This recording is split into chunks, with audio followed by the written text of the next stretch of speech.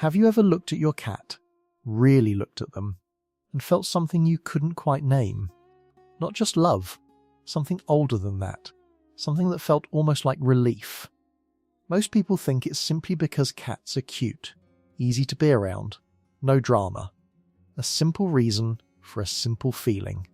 But psychology says something completely different. And it starts not with your cat, but with a child, a specific child. One who learned very early that the people who were supposed to stay didn't. If you've ever felt a kind of love for your cat that you couldn't fully explain, a love that felt bigger than it should be, this video is going to give you the answer you've been carrying without knowing it. Today I'm going to walk you through 5 things your bond with your cat is actually telling you about yourself. Real science, real psychology, and specific enough that you're going to recognize yourself in every single one. Stay with me all the way to the end. Because the last one takes the longest to get to, and it's the one that when it finally lands, doesn't just feel like information. It feels like permission. Think back to when you were little, maybe 8 years old, and the person you loved most had a pattern, not of being there, but of disappearing. Sometimes they left physically, sometimes they were just gone inside. Checked out. You never knew which version of them was going to walk through the door, so you learnt to read the room before you even stepped into it. You became really good at watching people, trying to predict them. And you were still wrong, all the time. And you told yourself you moved on, that it was a long time ago, that you're fine now. But here's what's actually happening. When a child grows up in that kind of unpredictability, never knowing if someone is going to be warm or cold, present or gone, the brain learns to treat uncertainty as a warning sign. Not because the child was weak, because the brain was doing its job. It was trying to keep them safe in an environment that gave them no reliable signal. And then a cat came into your life. And here's the thing about cats. They are incredibly consistent. When they're hungry, they tell you. When they want space, they take it. When they want you, they come to you. There is no hidden meaning. There is no mood you have to decode just to feel safe. What you see is what you get. Your body recognized that consistency before your brain even caught up. What feels like an obsession with your cat is actually your nervous system finally powering down, finally exhaling. After years of being quietly braced for the next disappearance, your cat gave your nervous system something it had been hungry for since childhood.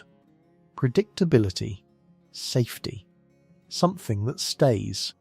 Someone in our community described it this way. They said they never understood why they felt calmer at home after getting their cat.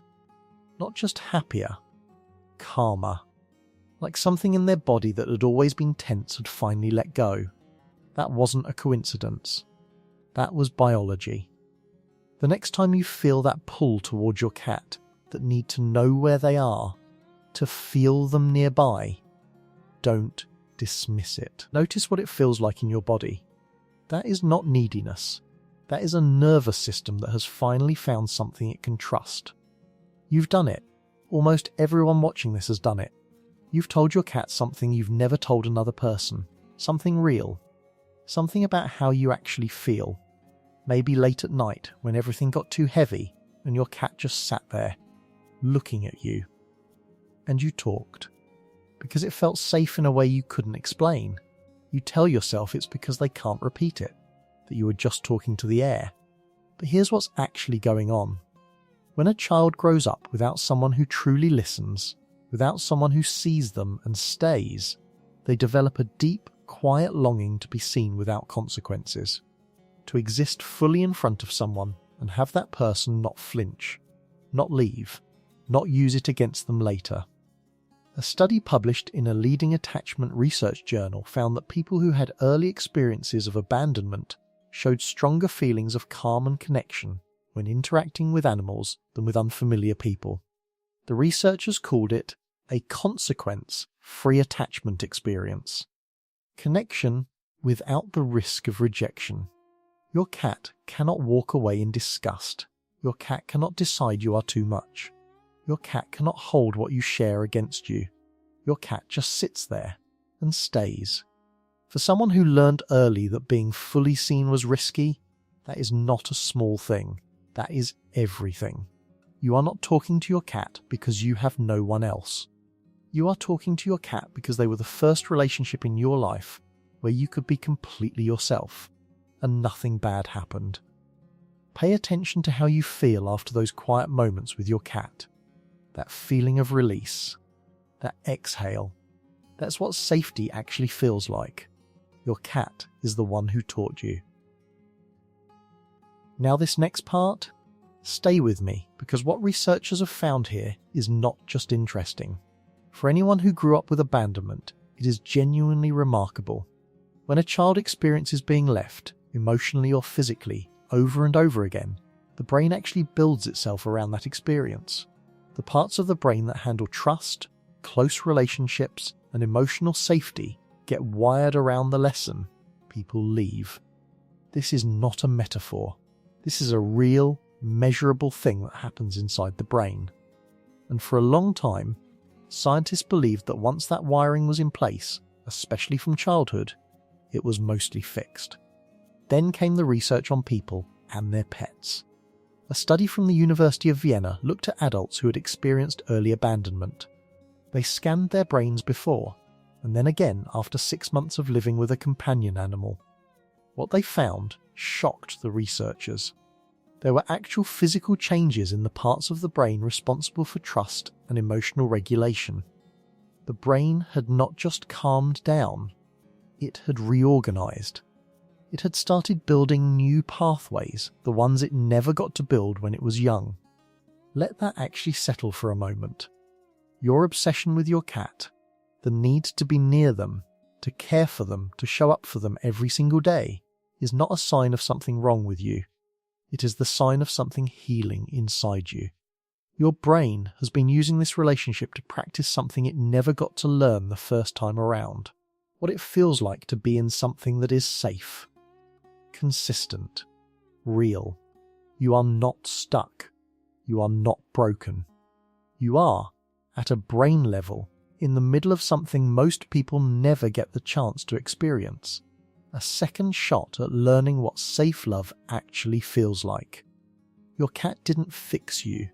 Your cat gave your brain the conditions it needed to begin healing itself. Here is something that people who grew up with abandonment carry so quietly that it stops feeling like a wound. It just starts feeling like who they are. The belief that having needs is dangerous, because in your experience, needing things from people was what made them pull away. So you learned to stop asking. You became the person who handles it, who says I'm fine before anyone even checks, who takes care of everyone else and calls it strength. And then your cat needed you to fill their bowl, needed you to be home, needed you to show up every single day without fail. And something happened that you might not have noticed consciously. You were good at it. You gave without keeping score. You showed up without hesitation. You met those needs with a warmth you maybe didn't even know you had in you. Research from Uck Davis found that people with difficult early attachment experiences showed measurably lower stress hormones when they were actively caring for an animal, compared to just sitting near one. The act of being needed and being able to answer that need actually calmed their nervous systems down. Because here's what your cat's need gave you that human relationships hadn't yet. A need you could meet without fear. You couldn't fail catastrophically. You couldn't be rejected for trying. You couldn't be too much or not enough. You were just needed. And you showed up. Every time. For many of you watching this, that was the first time having an important role in someone's life felt safe instead of terrifying. Before we get to the final truth, I want to pause and ask you something. Has your cat ever been there for you during one of the hardest moments of your life? Not just present, but really there, in a way that actually reached you. Share that moment in the comments below if you feel comfortable.